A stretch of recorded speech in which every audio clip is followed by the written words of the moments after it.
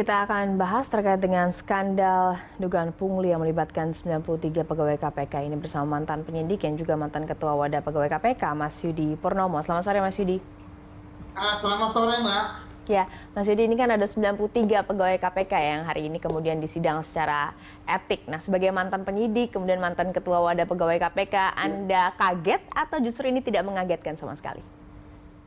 Ya, pertama ironis ya, Mbak. Kemudian yang kedua, kita tahu bahwa kasus ini sebenarnya sudah terbongkar dari tahun lalu ya. Kemudian yang ketiga, jumlah pegawai KPK yang sampai 93 itu menurut saya benar-benar sangat sistematis kejahatannya. Ini udah bukan lagi oknum, Mbak ya. Ini sudah komplotan. Kalau dulu, Mbak, memang bagaimanapun sistem KPK yang bagus pasti ada anasir-anasir yang jelek gitu ya, pasti ada yang busuk juga. Kita tahu misalnya kayak penyidik ya kan, pernah ada 2 kena kasus korupsi, kemudian di rutan KPK pun juga sudah ada juga pengawal tahanan yang kita pecat. Di zaman saya aja udah 2 ya, Mbak, menerima uang 300.000 dari tahanan gitu kan, kemudian memasukkan kompor gitu kan supaya bisa masak, tahanan mendapatkan untuk fasilitas. Artinya kalau untuk yang 300.000 aja kita pecat gitu kan, apalagi ini, maaf bahwa ini bukan lagi masalah sanksi etik ya, tetapi sudah pidana. Ingat, Mbak, bahwa pungli itu adalah menerima uang ya dari tersangka korupsi yang ditahan ya, dari para koruptor. Artinya bahwa itu adalah perbuatan,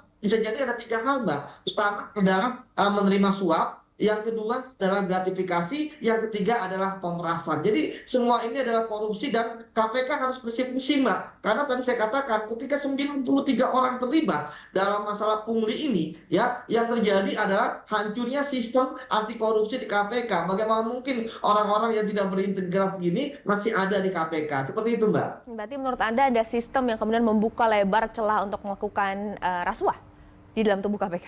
Ya, ya, kalau saya lihat sebenarnya sistemnya sudah bagus, Mbak ya. Tetapi kemudian kalau yang sistem ini didobrak oleh 93 orang, pasti hancur lah. Sistem kalau misalnya hanya 1 orang, bisa dengan mudah terdeteksi, Mbak. Simptom-simptom bahwa ada orang yang bergejala yang misalnya korup gitu kan, itu mudah ketahuan. Tapi kalau 93, Mbak, saya membayangkan misalnya ada prosedur ya yang semuanya harusnya saling mengawasi supaya tidak ada yang salah. Kita semua berkonflik bahwa wah, ini yang salah pun bisa jadi benar. Karena tadi saya katakan, Mbak, kalau jumlahnya hanya sedikit, itu gampang ketahuan. Tadi saya katakan sebelumnya pungli di KPK itu bukan hal yang baru ya. Tapi kemudian dia menjadi istimewa karena pertama melibatkan banyak orang. Yang kedua jumlahnya, Mbak. Tadi Bu Arno sudah mengatakan dalam 4 bulan ini dari Desember 2021 sampai dengan ya Maret 2022 itu sudah menghasilkan kurang lebih 4 miliar. Ya, artinya 1 bulan 1 miliar. Dan kalau kita lihat bagaimana mereka mainnya bingung nggak? Pertama, ada rekening penampung. Kemudian yang kedua, ada jumlah setoran yang harus diberikan oleh para tahanan. Yang ketiga, pembagian di antara mereka, Mbak. Dari yang paling tinggi gitu kan, sampai paling bawah. Kita lihat kemarin Dewas mengatakan yang paling tinggi pendapatannya 504 juta. Ini kan sangat luar biasa. Kalau saya lihat, terus masih ada motif ekonomi di balik itu semua. Karena saya lihat sebenarnya pegawai KPK ya pertama integritasnya tinggi, kemudian yang kedua gajinya juga sudah jelas gitu ya, sepadan dengan apa yang dikerjakan oleh mereka. Seperti itu, Mbak. Mas Yudi, kalau melihat tadi Anda sebut berkali-kali bahwa angkanya 93 orang, lantas kenapa menurut Anda mereka bisa berani berkomplot untuk melakukan hal tersebut dengan nilai yang fantastis dalam 3-4 bulan ya, 4 miliar rupiah. Dengan sistem yang Anda sebutkan sebenarnya sudah bagus harusnya, kenapa kemudian mereka bisa berani melakukan itu secara bersama-sama? Ya, pertama karena mereka merasa bahwa sistem itu mereka yang kendalikan. Kemudian yang kedua, mereka melihat pengawasan nggak akan bisa masuk ke mereka. Saya memahami situasi yang ada di rutan itu, Mbak. Karena sembarang orang masuk ke rutan. Kan kami pun penyidik, ya, itu tidak bisa sembarang masuk ke dalam rutan, sehingga memang tertutup rutan. Kemudian ketiga, paling penting adalah keteladanan, Mbak. Mereka melihat bagaimana pimpinan yang di atas melanggar etik, menjadi tersangka korupsi, gitu kan? Sehingga semua fokus energi ke sana, energi Dewas, energi inspektoratnya di KPK, sehingga kemudian mereka yang ada di ruang tertutup ini di dalam hutan itu kemudian mereka ya bisa lah memainkan apa yang dilakukan. Ingat loh, Mbak, bahwa yang mereka permajukan dari para Artinya mereka yang sedang disidik oleh pegawai KPK, penyidik KPK, sudah dimintain duit. Lebih menarik adalah penangan ini mau ngasih duit. Ya, demi apa? Demi mendapatkan fasilitas handphone maupun makanan.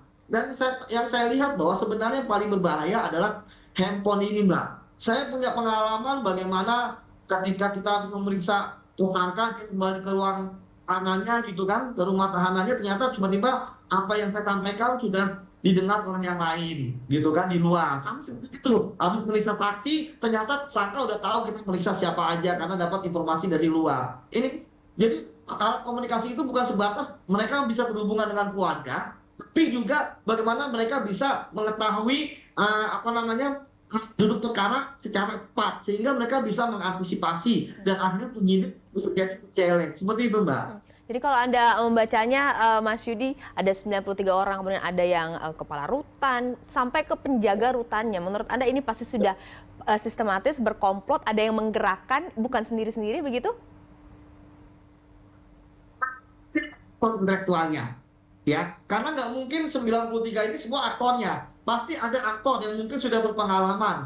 Kemudian yang paling penting, Mbak, ya, bahwa seharusnya kan di antara 93 itu ada yang jadi whistleblower yang melapor. Nah, mereka tidak melapor karena apa? Menikmati uangnya.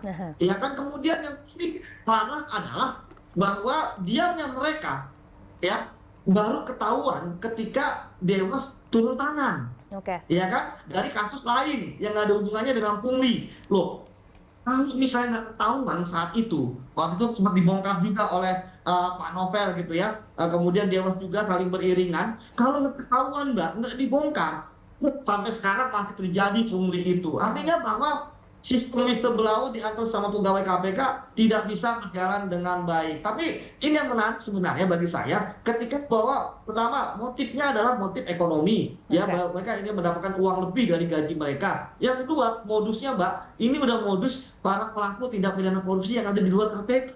Misalnya ada rekening penampung, kemudian mainnya rapi, ada yang mengumpulkan uang, ada yang berkomunikasi dengan tahanan supaya menyetor sejumlah sekian dari para tahanan tersebut, ya kan. Kemudian yang menyetor tentu bukan tahanan ya, tapi keluarganya kah atau orang lain kepada para orang-orang yang ada di rutan KPK ini. Jadi solusi saya, Mbak, supaya KPK dipercaya lagi oleh masyarakat, ya bersih-bersih saja. Saya pikir tidak ada ampun lah, no mercy terhadap hal-hal ini. Kenapa kalau dibiarkan, Mbak?